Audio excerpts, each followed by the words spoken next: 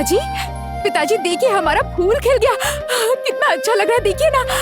इश, और थोड़ा सा समय मिल जाता ना तो 2 फूल एक साथ खिलते। जानती हो बेटी, मैंने जो फूल बचाया था वो फूल भी तुम्हारे पिता की तरह बूढ़ा हो गया। ये आप क्या कह रहे हैं पिताजी? किसने कहा कि मेरे पिताजी बूढ़े हो गए हैं? मेरे पिताजी अभी बहुत दिनों तक रूपनगर में राज करेंगे। नहीं बेटी, अब मुझे राजकाज करना अच्छा नहीं लगता। अब तो बस मन करता है तेरे साथ हंसते खेलते समय बिताऊं। नहीं नहीं पिताजी, ये बिल्कुल भी ठीक नहीं है। मेरे साथ इस तरह समय बर्बाद करना आप पर बिल्कुल शोभा नहीं देता। मुझे क्या लगता है पता है? मेरी बेटी के साथ बिताया गया समय ही मेरे लिए सबसे अनमोल है। इसके बाद जब मेरी बेटी की शादी हो जाएगी, जब तू दूर रहेगी, तब यही पल याद आएंगे। इन्हीं यादों के सहारे तो मुझे जीना होगा। पिताजी, पिताजी मैं आपको छोड़कर कभी नहीं जाऊंगी। पिताजी, मैं आपको छोड़कर कहीं भी नहीं जाऊंगी, कहीं भी नहीं जाऊंगी। पिताजी, कहीं नहीं जाऊंगी। मैंने कह दिया ना, नहीं जाऊंगी। पिताजी,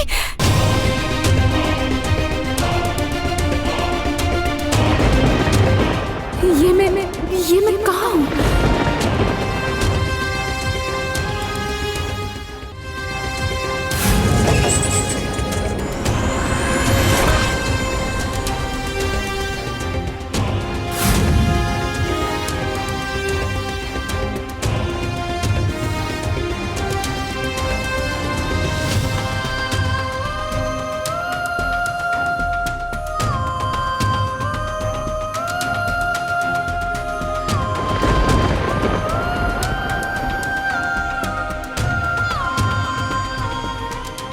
ये तो वैद्य का गांव लग रहा है। इन लोगों के कपड़े भी बिल्कुल वैद्य जैसे ही लग रहे हैं। ये महल का दक्षिण कोना है। अच्छा, मैं तो आखिर उस वैद्य के साथ ही थी। इसका मतलब वही वैद्य मुझे अपने गांव लेकर आया है। उस आदमी की वजह से सब कुछ बर्बाद हो गया। एक के बाद एक धोखा देकर सब कुछ खत्म कर दिया।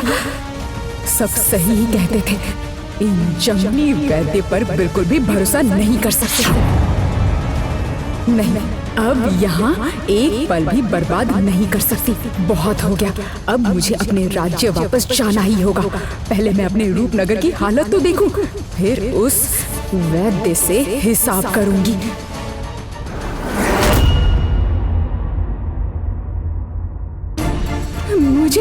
मुझे बंद कर दिया है। मुझे इस तरह कमरे में बंद करने का क्या मतलब है?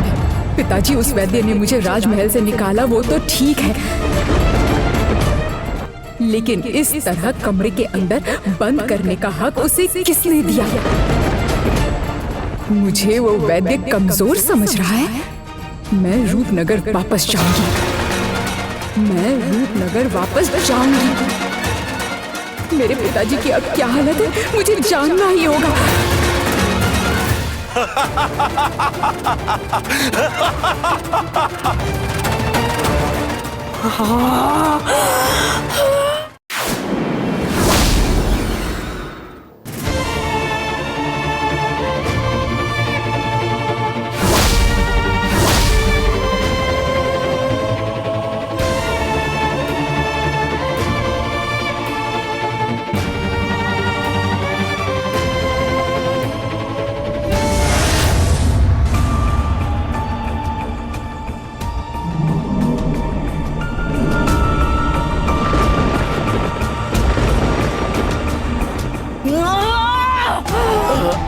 बोलो राजा विक्रमदेव, बोलो, कौन है तुम्हारा उत्तराधिकारी?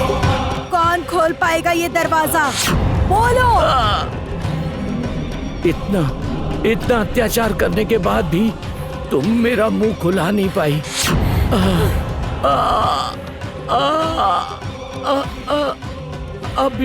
अभी सोच रही हो कि कर पाओगी?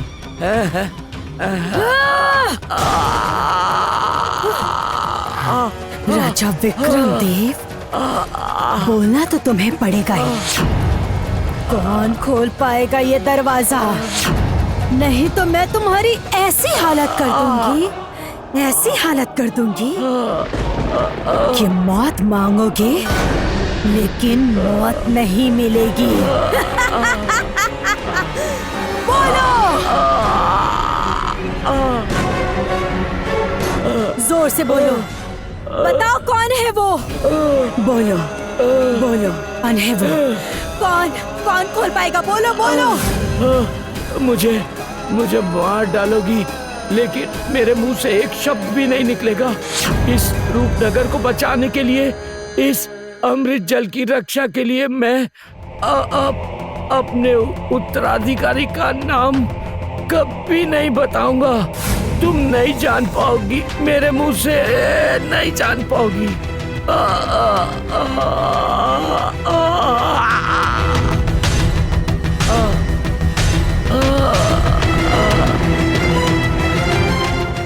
अगला उत्तराधिकारी तो मैं ही हूं।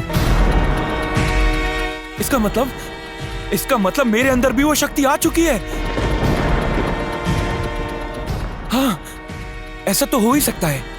अच्छा पिताजी, राज्य की कोई खास पद्धति, कोई गुप्त पद्धति, ये किसी और को तो पता नहीं होगी ना? इसका मतलब महाराज पहले से उस पद्धति के अनुसार मुझे उत्तराधिकारी बना चुके हैं? चुप कर। एक बेवकूफ नालायक को जन्म दिया है मैंने। क्या ये समय सही है ये सब बातें करने का?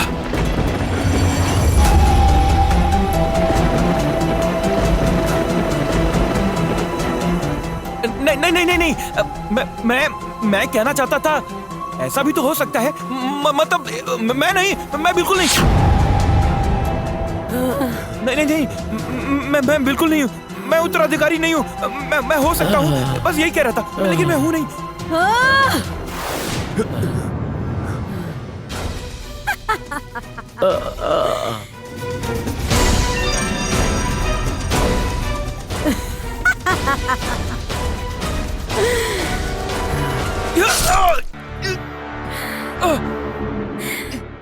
जाओ, जाकर सिंह द्वार खोलो।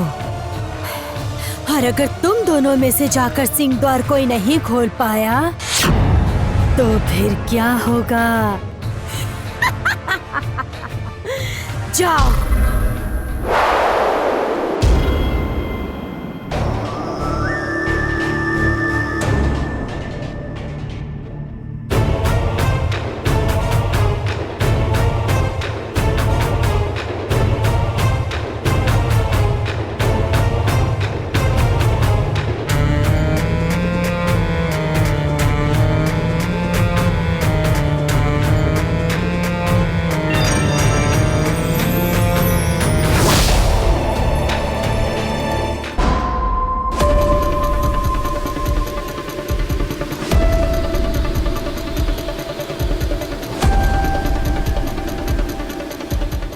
अरे, मैं भी नहीं। तो फिर महाराज ने किसे उत्तराधिकारी बनाया है? द्वार खोलो, द्वार खोलो।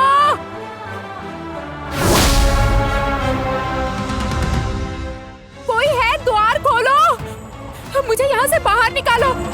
द्वार खोलो, कोई है क्या? द्वार खोलो, द्वार खोलो ना, कोई तो द्वार खोलो। अरे तुम लोग मेरी बात क्यों नहीं समझ रहे हो? उस समय रघुराज कल देवदत्त को मैंने देर रात घर लौटते हुए देखा था, लेकिन राजा उसके साथ नहीं थे। ये क्या कह रहे हो तुम? राजा नहीं थे देवदत्त के साथ? तो फिर कौन था? अरे वही तो समझ नहीं पाया, बहुत अंधेरा था और मैंने पीछे से देखा था रघुराज। मैंने लेकिन किसी को गोद में उठाकर लाते हुए देखा था। गोद में? ये क्या कह रहे हो तुम? आखिर कौन है जिसे देवदत्त गोद में उठाकर लाएगा? वही तो नहीं देखा, लेकिन फिर भी कह सकता हूँ, जहाँ तक मुझे लग रहा है कि वो महाराज तो नहीं थे। अगर राजा नहीं थे तो देवदत्त किसे गोद में लाएगा? अभिराज? नहीं, अभिराज को तो गोद में उठाकर नहीं ला सकता। तो कौन हो सकता है? किसे लाया वो?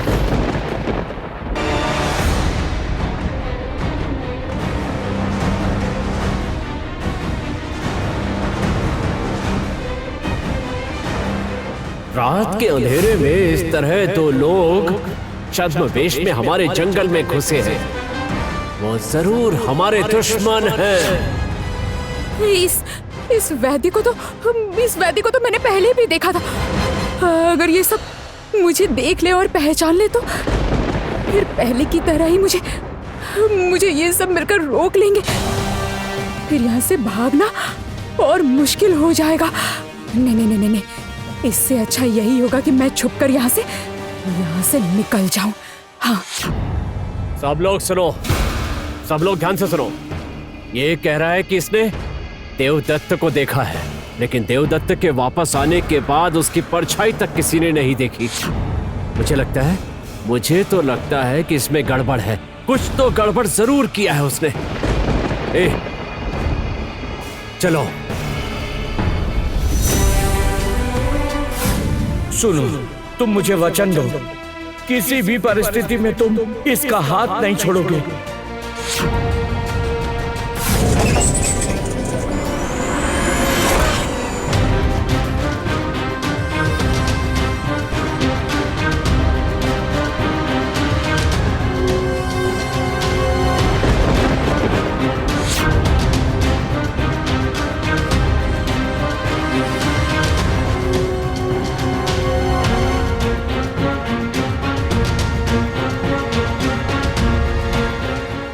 सर्वनाश, रघुराज यहाँ अपने लोगों के साथ क्या कर रहा है? कमरे के अंदर राजकुमारी है। क्या ये बात उसे पता चल गई?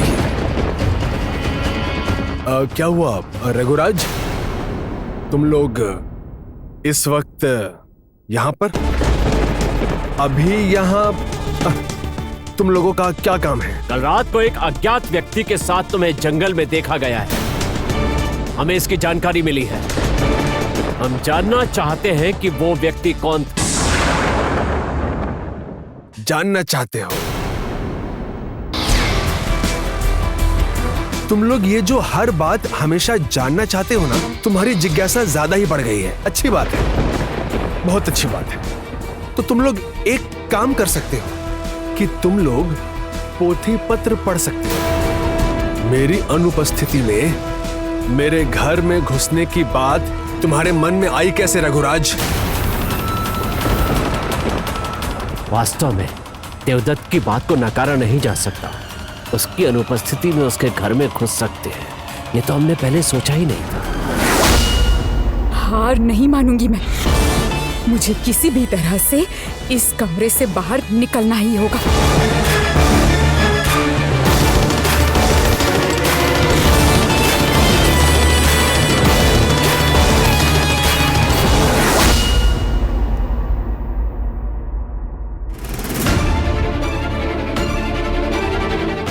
ऊपर तो छत है। अगर मैं किसी तरह छत तक पहुंच जाऊं तो वहां से निकलना आसान होगा शायद।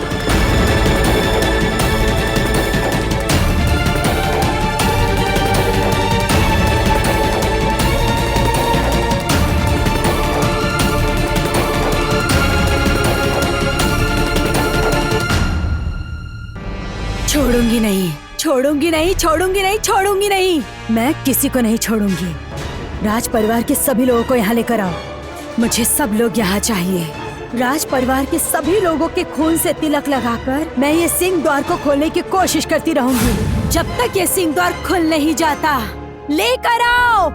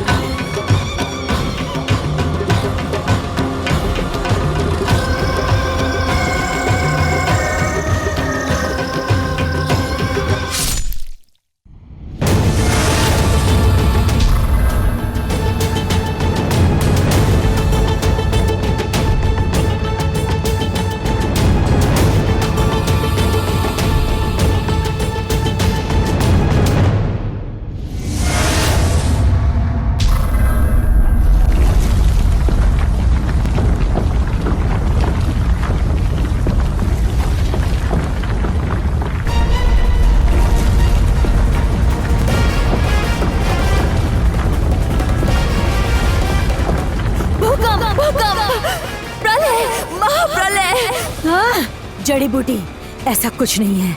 देखो देखो, वो देखो, अभी सिंह द्वार खुल गया क्या?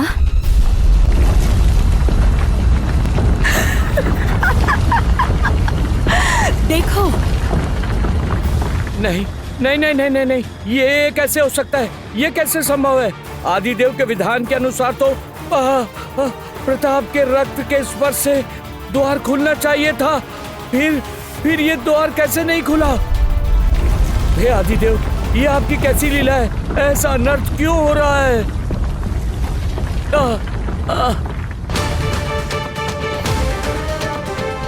अगर दरवाजा खुल गया तो महाअमृत जल के मिलने से सबसे पहले चोटिला मेरे प्राण ले लेगी। हे आदिदेव, रक्षा कर, रक्षा कर। नहीं नहीं नहीं, ये नहीं हो सकता, ये नहीं हो सकता। सिंह द्वार खुलना ही चाहिए, सिंह द्वार खुलना ही चाहिए।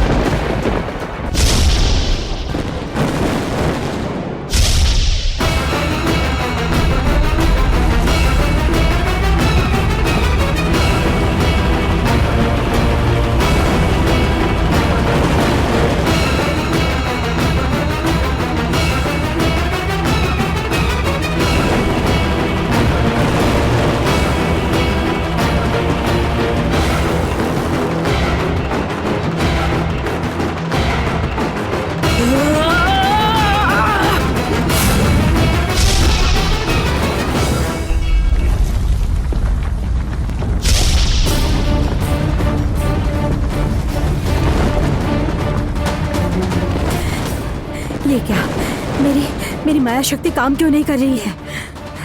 ये क्या हो गया?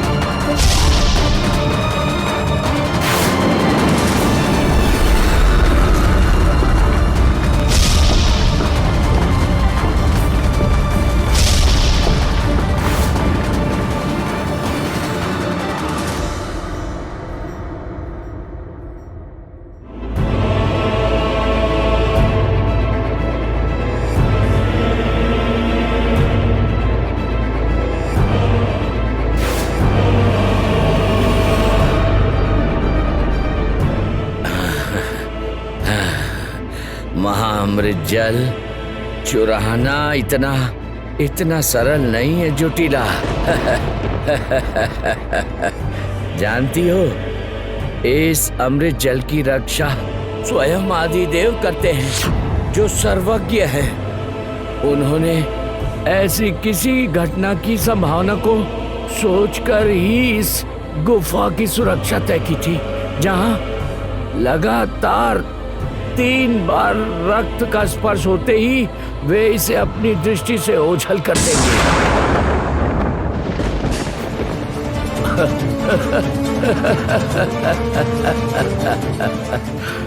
मां अमृत जल अब तुम्हारी पहुंच से बहुत दूर चला गया है, बहुत दूर चला गया है जोटिला, बहुत दूर चला गया। हंस रहे हो राजा विक्रम देव?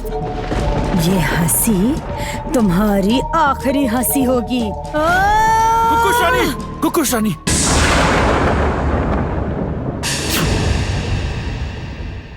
क्षमा कीजिए कुकुश रानी, लेकिन मेरा मानना है कि महाराज विक्रम देव को अभी मारना बिल्कुल भी ठीक नहीं होगा। क्या करो उसे जीवित रखकर? हाँ, ये राजा मेरे किसी काम नहीं आएगा। इस राजा को देखते ही मुझे बार बार अपनी असफलता याद आएगी और मैं इसे सहन नहीं कर पाऊंगी। राजा! कुकुश रानी, भावनाओं में बहकर कोई निर्णय मत लीजिए महारानी। इतनी आसानी से विक्रमदेव को मार देना बिल्कुल भी उचित नहीं होगा।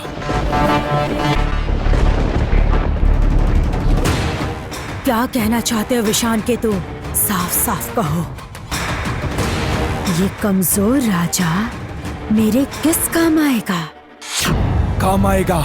मेरा मानना है कि विक्रमदेव अभी भी बहुत सारी ऐसी बातें हैं जो हमसे छुपा रहे हैं। अगर हम वो बातें जान लें तो उसका हमें सोचो कितना लाभ मिलेगा। और सब लोग जिसकी बात कर रहे हैं, अगर बात उसके उत्तराधिकारी की है, अगर उसका उत्तराधिकारी उसे बचाने भी आए, तो मेरा मानना है हमें जो चाहिए हम थोड़ी प्रतीक्षा करें तो हमें शायद मिल जाएगा। मेरे साथ रहते रहते विशान केतु को काफी अक्ल आ गई है। आजकल इंसानों जैसी बात कर रहा है। सच में इस राजा को अभी मारने से कोई फायदा नहीं, बल्कि